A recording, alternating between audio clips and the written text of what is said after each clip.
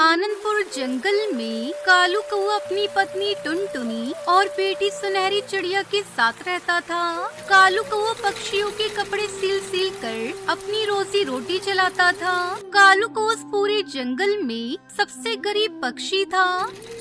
बाबा माँ अब तो सो जाओ, देखो ना कितनी रात हो गई है। बस बेटी 2 लहंगे और बना लूं, कल ग्राहक को तैयार करके देने हैं। लो जी, ये वाला मैंने काट दिया है, अब आप सिलाई लगा दो। दोनों मियाँ बीवी इस तरह दिन रात मेहनत करते थे ताकि वो अपनी बेटी की अच्छी परवरिश कर सके।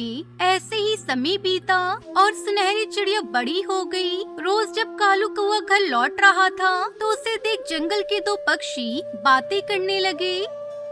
अरे वो देखो, वो जा रहा है गरीब बेटी का बाप कालू कौआ। अरे आज चिड़िया की जगह एक चिड़ा पैदा किया होता तो कम से कम नौकरी करके घर बार तो देख लेता, लेकिन इसकी बदकिस्मती तो देखो, एक तो गरीब ऊपर से चिड़िया का बाप।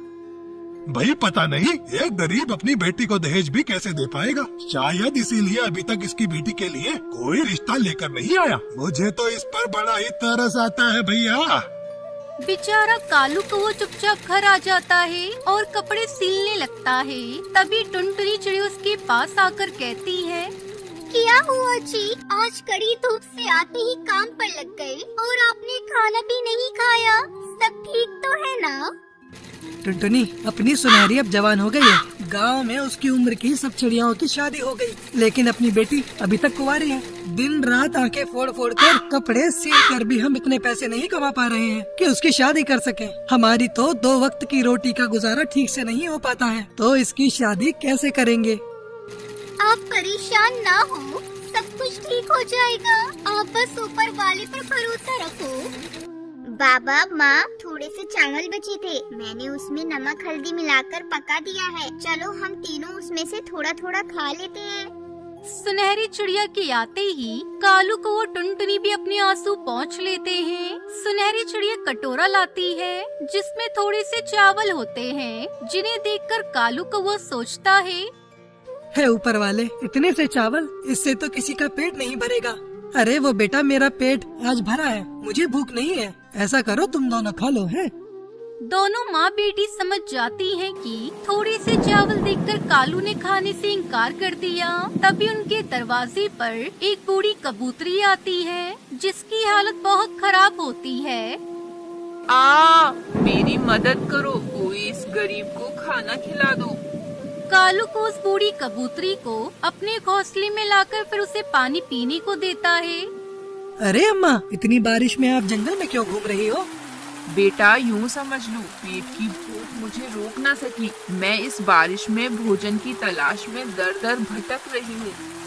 कालू कौए की बेटी भी बड़े ही अच्छे स्वभाव की होती है। वो चावल का कटोरा बूढ़ी अम्मा को खाने को दे देती है। लो अम्मा, इसे तुम खा लो, तुम्हें बहुत भूख लगी है ना?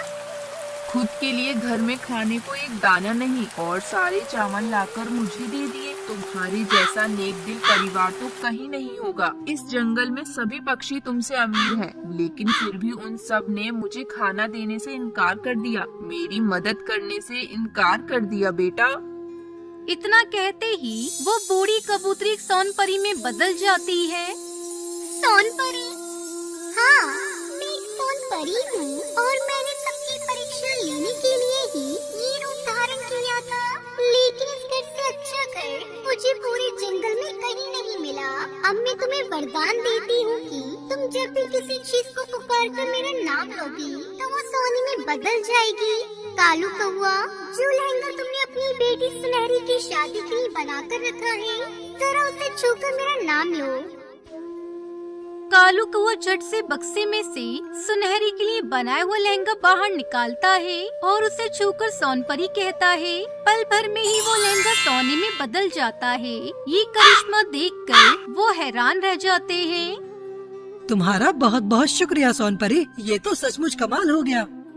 हाँ सोनपरी, हमारी सारी परेशानियाँ खत्म हो गयी। आपने मेरे माँ बाप को सब कुछ दे दिया। आप सचमुच बहुत अच्छी हो सोनपरी। तुम सब अब खुश रहो, तुम्हें अब कभी किसी चीज की कमी नहीं होगी। इतना कहकर वो सोन परी वहाँ से अदृश्य हो जाती है। अब कालू को वो सोन परी का नाम लेकर पत्थर भी छूता तो वो भी सोना बन जाता, जिन्हें वो सुनार पर ले जाकर बेचा करते थे, जिससे उसे बहुत पैसे मिलते हैं। अब वो एक बड़ा सा घर बनाकर रहने लगते हैं, जिसमें सुख सुविधा की हर चीज होती है। अब वो जंगल में सबसे अमीर पक्षी बन जाते हैं।